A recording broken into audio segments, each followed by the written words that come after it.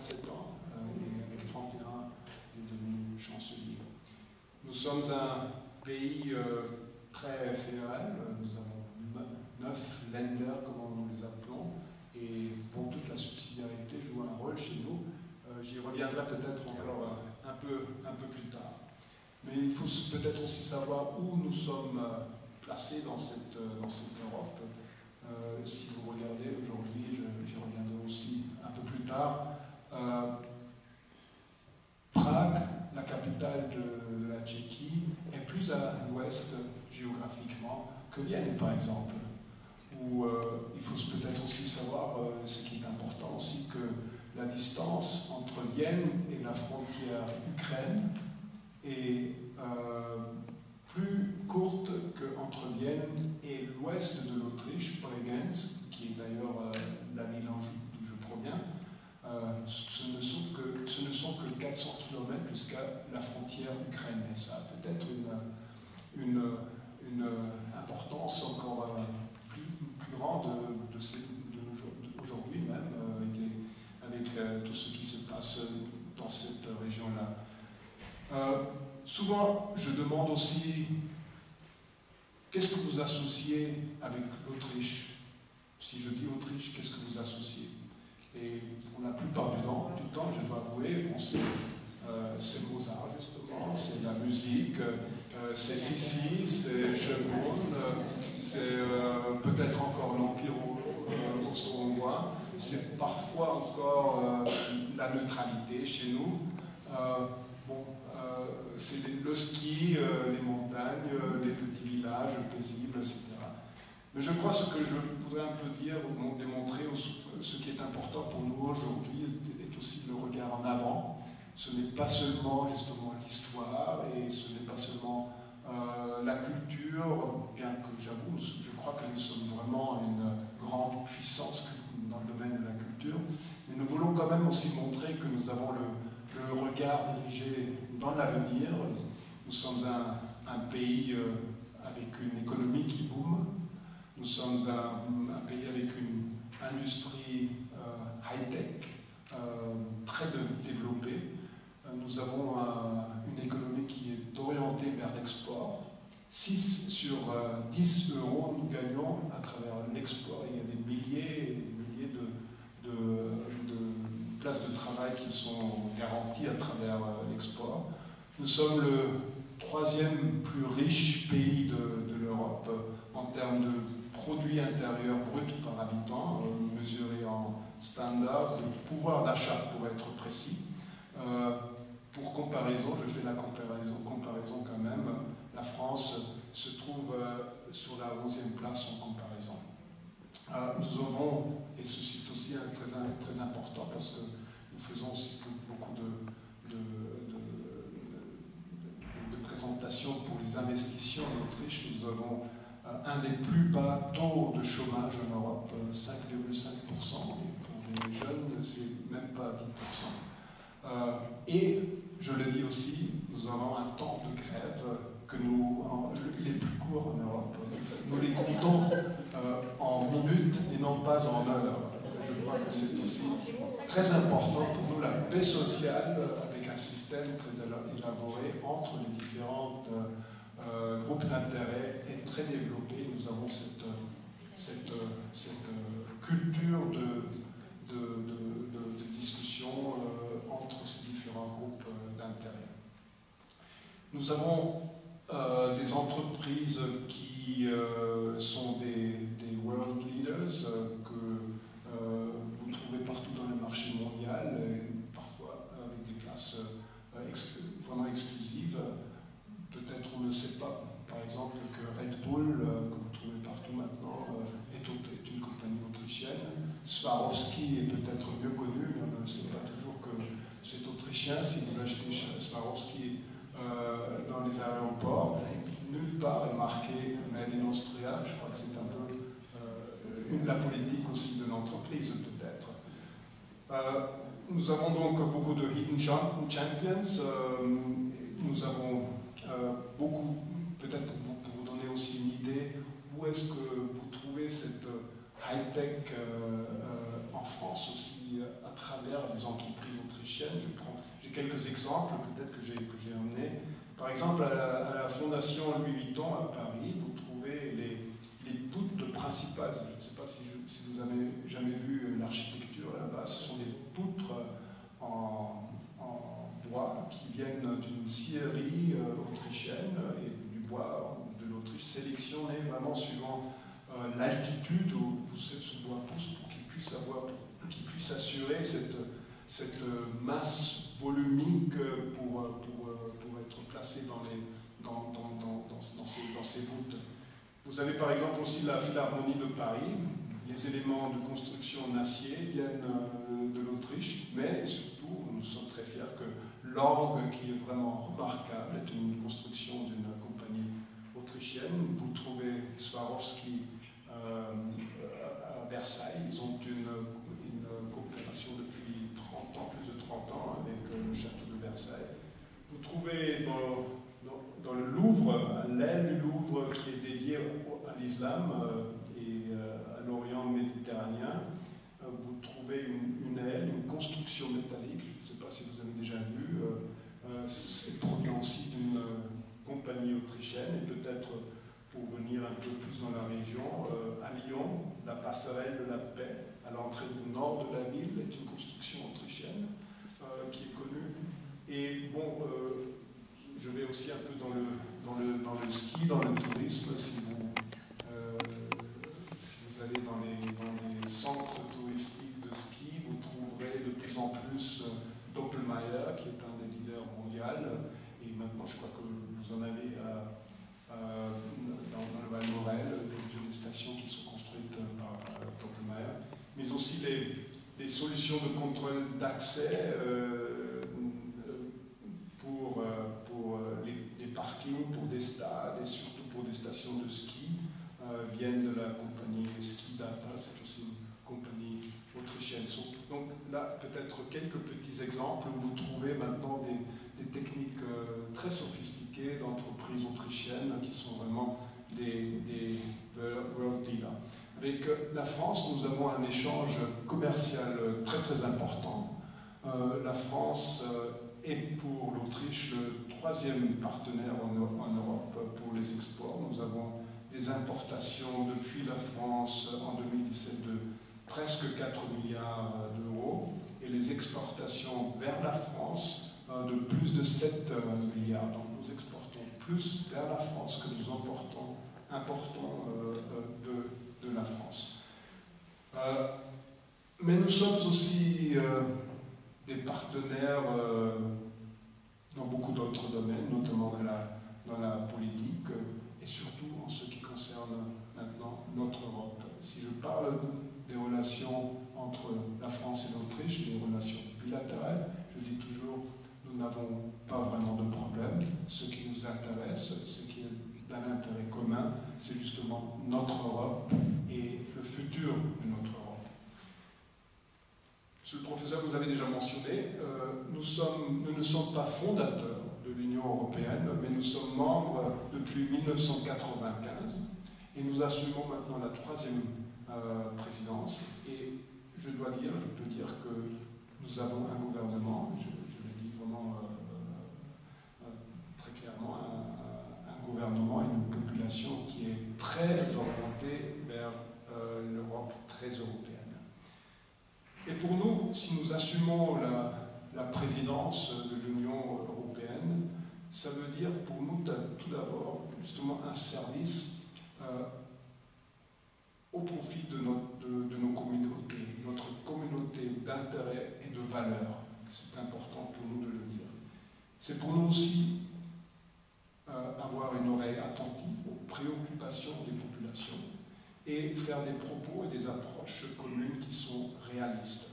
Il faut aussi un peu savoir, si nous parlons de notre présidence et de notre rôle au sein de l'Union européenne, il faut peut-être aussi voir quelle est la situation géopolitique de l'Autriche. Je l'ai mentionné déjà un peu avant, en disant justement que Prague se trouve plus à l'ouest que Vienne, mais il faut aussi savoir que pendant plus de 50 ans, nous n'étions pas au cœur de l'Europe.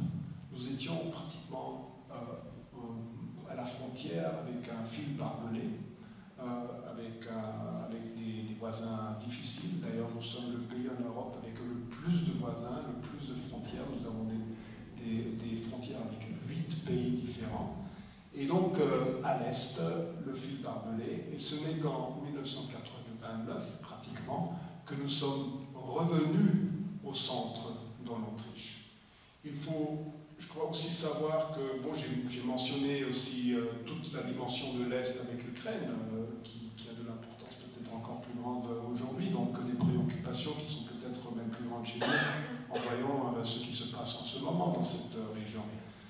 Il faut aussi savoir qu'avec la désintégration de la Yougoslavie dans les années 90, nous avions la guerre à nos frontières. Donc ce n'est pas encore longtemps, ça fait 25 ans que nous avions la guerre à nos frontières. Et d'ailleurs, déjà à ce moment-là, nos frontières étaient absolument ouvertes pour un grand nombre de réfugiés. Nous avions le plus de réfugiés en Europe qui venaient de cette partie de l'Europe, du Balkan.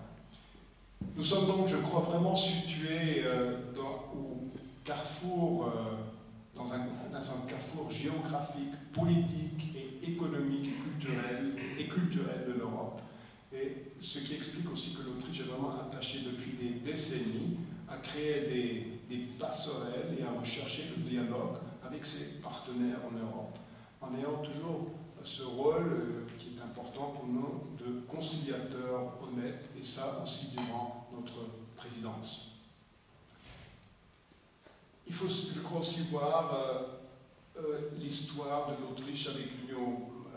Non, j'avais déjà mentionné, mais ce que je veux dire, si on voit aussi l'histoire et la situation et une population qui est vraiment dirigée vers l'Europe, nous avons fait des sondages où 73% des Autrichiens disent que nous voulons encore toujours être membres de l'Union européenne. Donc pas de Exit, comme nous l'appelons parfois, du mot Österreich, de notre nom Autriche, en comparaison avec le Brexit. Donc pas de Exit. Mais si vous demandez les Autrichiens, est-ce que vous êtes satisfaits avec cette Union européenne, vous aurez probablement le même pourcentage qui vous dira non, nous ne sommes pas satisfaits. Et je crois que ce n'est pas seulement le cas en Autriche, mais dans beaucoup d'autres pays en Europe. Donc, pour nous, assumer la présidence de l'Union européenne et par conséquent aussi à chercher le dialogue avec les citoyens européens et contribuer à une Europe qui est plus proche des situations. Et en même temps, je crois, à expliquer et à faire comprendre ce qu'est l'Europe. Et on ne peut jamais s'arrêter à expliquer, à discuter sur l'Europe et de l'expliquer. Je crois que c'est très important. Nous avons donc été engagés dans des consultations citoyennes, chez nous aussi. Donc d'ailleurs, c'était une proposition qui vient à partir de la France, et pratiquement tous les pays membres de l'Union européenne ont participé à ces consultations européennes. Nous en avions plusieurs dans toutes les régions en Autriche. Nous en avions même une en coopération avec la France. Votre ministre de l'Europe, Madame Loiseau, est venue à Vienne pour une de ces conférences sur l'avenir de l'Union européenne, ensemble avec notre ministre des Affaires étrangères. Donc, il est important de nous d'avoir cette discussion avec les citoyens, de discuter, d'écouter et d'adapter aussi nos positions. Naturellement, si vous assumez aujourd'hui la présidence, et surtout maintenant, en fin d'une période législative dans l'Union que nous trouvons maintenant, puisque nous aurons les élections pour le Parlement européen l'année prochaine, assumer cette présidence en ce moment-là signifie aussi que nous devons nous adresser à des défis très exigeants. Nous avons des défis extérieurs et intérieurs. Intérieurs, je pense notamment aux négociations que nous avons avec la Grande-Bretagne, le Brexit. Nous sommes vraiment savions que ça se passerait durant notre présidence. Et d'ailleurs, je dois dire très franchement et avec beaucoup de respect que le négociateur Barnier a fait un travail extraordinaire. Nous l'avons dit à plusieurs reprises, notre gouvernement l'a dit à plusieurs reprises, et en même temps, je crois que c'était très important que nous ayons eu l'unité, que nous avions gardé l'unité au sein des membres des 27 envers la Grande-Bretagne. Nous espérons toujours que cet accord, qui, bon, nous pensons, est le meilleur pour les deux côtés, sera accepté par tous les partenaires et surtout par la Grande-Bretagne. Je pense notamment aussi aux négociations sur le nouveau cadre financier pluriannuel après 2020. Donc c'est le budget de l'Union européenne qui est discuté en ce moment et qui va être à décider. Donc les discussions ont commencé durant notre présidence. Mais il s'agit naturellement aussi un défi extérieur. Nous avons beaucoup de crises qui sont tout autour de nous, avec de nouvelles réalités géopolitiques, les crises dans nos voisinages, la Syrie, la Libye, mais aussi l'Ukraine que j'ai déjà nommée, mais aussi la Géorgie, et la Moldavie, etc., à nos frontières, l'Iran, le Yémen, toutes les discussions avec l'Arabie saoudite. Nous avons aussi des États qui montrent une nouvelle assurance dans la scène internationale. Je pense là par exemple à la Turquie, je pense à la Chine, je pense, bon, la Chine de toute façon est une grande puissance, je pense à l'Arabie saoudite par exemple, qui développe leur propre politique d'une manière un peu différente. Et je pense aussi à des puissances non étatiques que nous avons à adresser, comme le Daesh, qui est un de ces problèmes. Et ensuite, nous sommes naturellement aussi confrontés à des situations concurrentielles dans le domaine économique. Je crois que l'Europe doit constamment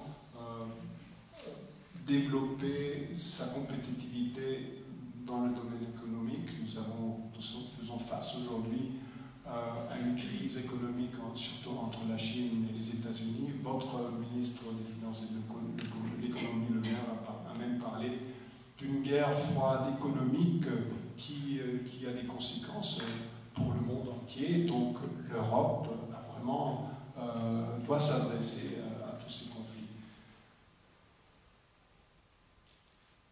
Donc ce sont là, je crois, un peu les sujets où nous voyons les plus grandes préoccupations aussi à travers nos populations.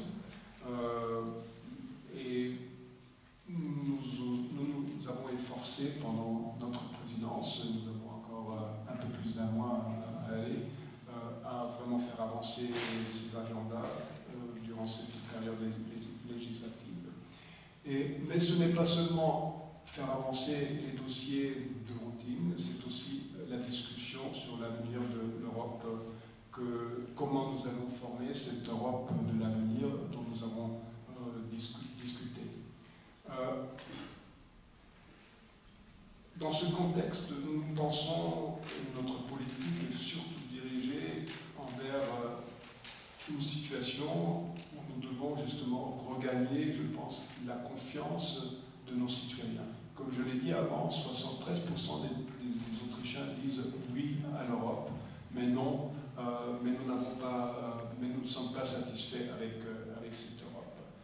Donc, nous devons nous adresser aux problèmes qui sont relevés par les citoyens, et nous pensons que ce sont des domaines, surtout les domaines où nous avons besoin de plus d'Europe, où nous devons faire avancer les choses, et là où les nations, où les régions peuvent trouver de meilleures solutions, nous pensons que nous devons le laisser à ces régions, aux États mêmes. Donc c'est ce que nous appelons la subsidiarité, qui à notre avis devrait être renforcée. Nous avions, il y a, je crois, 2 semaines, mi-novembre, une conférence à Bregenz sur la subsidiarité, où nous avons examiné, surtout avec des experts, dans quel domaine nous pourrions avoir plus nous pourrions trouver plus de meilleures solutions avec les régions et avec les pays. Les grands problèmes sont pour nous surtout les problèmes de sécurité. Sécurité, c'est-à-dire la migration. En Autriche, si vous demandez les citoyens quel est le premier problème, c'est toujours la migration qui est nommée avec ça, qui est nommée en premier lieu. C'est le combat contre le terrorisme. C'est des questions de coopération policière et judiciaire. C'est aussi des questions de climat, par exemple. Ce sont là aussi des grandes questions. Et là, je crois que nous avons besoin de solutions européennes. Nous pensons que si nous ne trouvons, par exemple, pas une solution européenne pour le problème de migration, nous n'allons pas regagner la confiance de nos citoyens pour l'Europe. À notre avis, c'est très clair. C'est pour cela aussi que nous avons mis notre présidence sous la devise « Une Europe qui protège ». D'ailleurs, un slogan qui n'est pas tout à fait inconnu en France. Et c'est donc une idée aussi qui se manifeste tout au long de notre présidence avec 3 axes de travail de notre programme. Donc 3 priorités que nous avions durant notre présidence. D'abord, la sécurité et la lutte contre la migration illégale. Deuxièmement, la garantie de la prospérité et de la compétitivité par la numérisation. La stabilité dans le voisinage. Troisièmement, la stabilité dans le voisinage et le rapprochement de l'Europe du sud-est, donc le Balkan de l'ouest. La mission et l'ambition de notre présidence est de contribuer à trouver des réponses communes justement à ces défis majeurs. Premier point, la sécurité et la migration. C'est donc, à notre avis, une thématique où nos citoyens demandent des solutions européennes. L'Autriche est l'un des pays les plus touchés par cette crise migratoire, surtout pendant l'année 2015, les années 2015 et 2016. Et nous pensons que nous avons besoin d'un système migratoire qui permet des voies d'entrée légale dans l'Union européenne et pour sauver les vies des migrants et de détruire le modèle de business des passeurs. C'est pour nous le principal but dans ce domaine. Donc aussi offrir la protection à ceux qui en ont vraiment besoin et non pas ceux qui viennent chez nous à travers les passeurs qui peuvent payer les passeurs. C'est une discussion très intense que nous avons dans ce domaine avec nos partenaires de l'Union européenne. Il y a des opinions différentes comment arriver à ce but, mais en principe il est reconnu généralement que c'est un problème auquel nous devons tous nous adresser et que nous devons justement détruire ce modèle de business des passeurs. Je passe peut-être au deuxième point, le maintien de la prospérité et de la compétitivité par la numérisation. Il s'agit là d'aider les industries classiques et technologiques à faire face aux défis de la numérisation, à attirer les nouvelles industries par la numérisation et à créer des conditions de compétition équitable. Ce qui veut surtout dire, c'est le problème principal que nous rencontrons, d'avoir un système de taxation de l'économie numérique là où les profits sont faits et non pas ailleurs. Nous avons avancé ce dossier ensemble avec la France d'ailleurs. Nous sommes tous les 2 pays très engagés dans ce domaine. Nous avons avancé. Il y a encore toujours des pays, 3-4 pays qui sont un peu, qui ont d'autres idées pour des raisons qui sont claires, parce que c'est à leur profit. Mais nous pensons quand même que nous pouvons avancer ce dossier aussi avant avant la fin de notre présidence, nous l'espérons plus ou moins. Et le troisième point, qui est extrêmement important pour nous, pour l'Autriche, vu justement notre position géopolitique, c'est la stabilité dans le voisinage, donc l'élargissement de l'Union européenne avec les pays du Balkan de l'Ouest. Nous pensons que c'est une perspective très claire et très effective européenne pour ces pays-là qui les font encore toujours, qui les font principalement avancer avec leurs réformes, les réformes dans leur propre pays, régler les problèmes entre voisinage, entre les voisins et dans la région. Nous pensons que si ces pays n'ont pas de perspective européenne, nous n'aurons pas de stabilité et de prospérité dans notre voisinage direct. C'est une région extrêmement délicate, encore toujours, où il y a beaucoup d'enjeux. Nous voyons aussi, je prends toujours l'exemple de la Macédonie, si nous n'avançons pas en direction de l'Europe, ces pays, ces gouvernements bougent dans une autre direction. La Macédonie était bien plus prête pour l'Europe il y a 10 ans, et entre-temps, il y a eu des gouvernements, on peut facilement en discuter.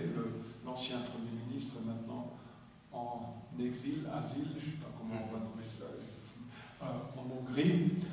Donc une situation difficile là-bas aussi. Nous savons combien la situation est délicate en Bosnie.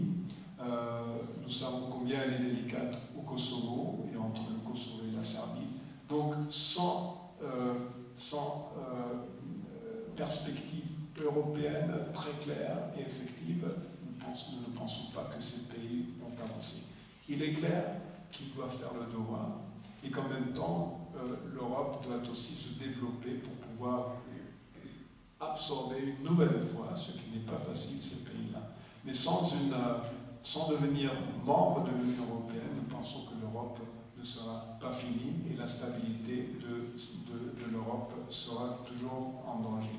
Et nous savons très bien que si l'Europe n'est pas engagée dans cette région, d'autres puissances y vont être engagées. Le ministre des Affaires étrangères russe, Lavrov, a été en Bosnie il y a un mois, et il n'était pas seulement en visite à Sarajevo, mais il est allé à Banja Luka et il a reçu une déclaration par les Serbes de Banja Luka, le fameux monsieur Dodik, qui ne pense pas vraiment dans des dimensions européennes, il pense dans des dimensions serbes seulement.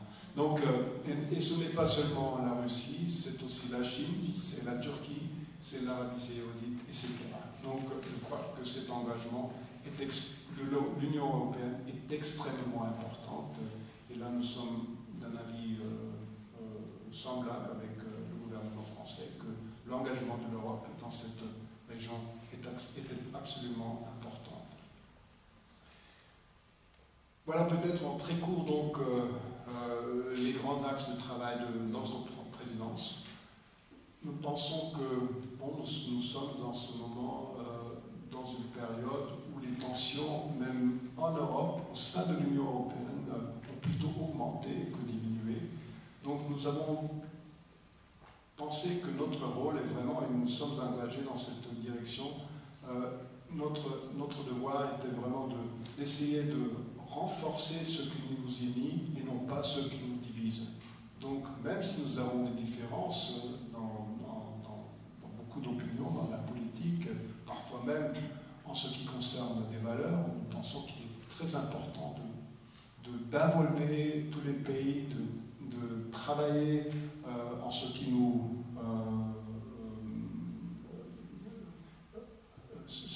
en ce que nous avons en commun et non pas en ce qui nous divise. Donc une unité dans la diversité qui est, je crois, à mon avis, très importante. Et nous avons toujours essayé à créer des passerelles et non pas justement renforcer les différences. Je crois que nous avons justement besoin d'une Europe unie et compétitive qui peut faire face aux grands défis globaux que nous avons. Donc, en tout, je crois que nous avons besoin de plus d'Europe. Et je crois que nous aurons aussi la chance, très prochainement, à donner notre avis de nouveau. Ce sera lors des élections européennes qui sont très importantes. Et c'est aussi mon appel à vous tous de participer. Je m'arrête là et je vous remercie beaucoup pour votre patience et de m'avoir écouté. Merci.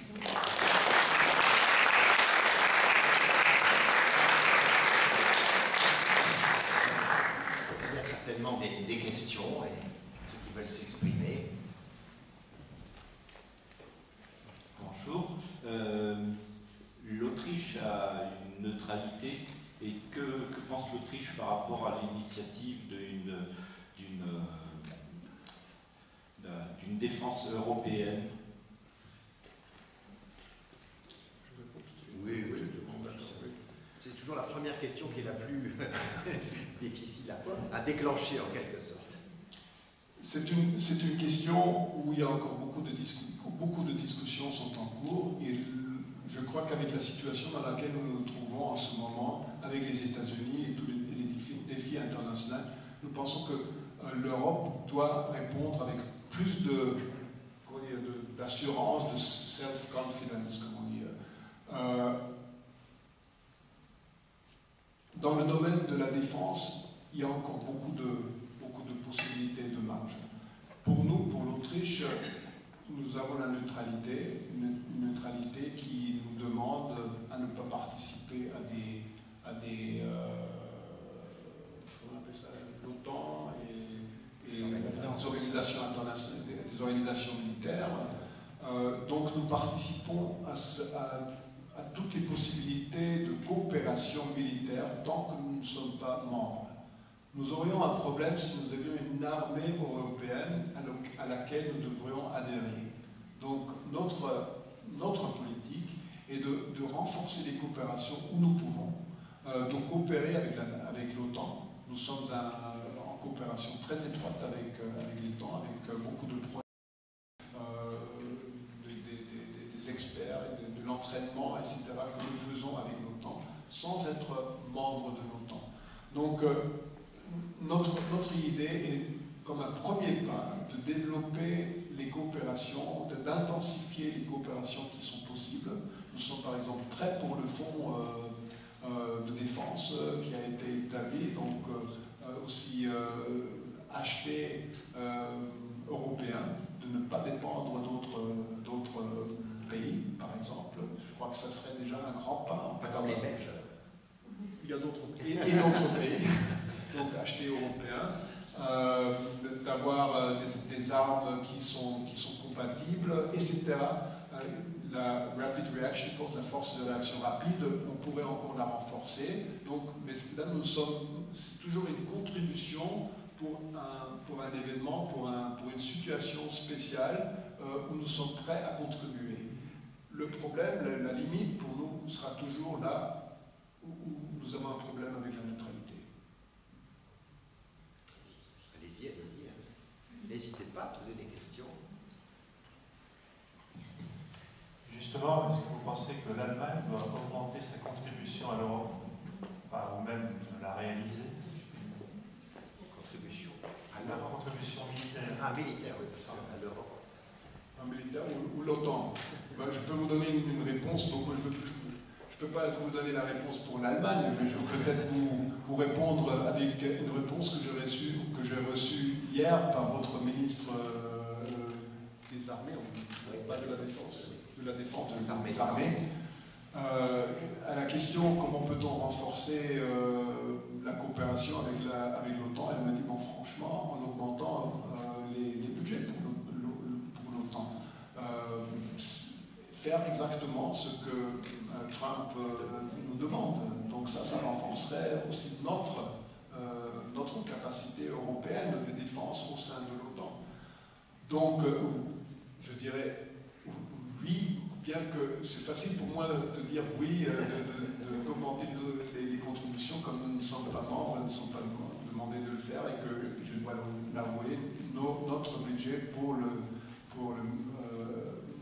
la défense est relativement bas.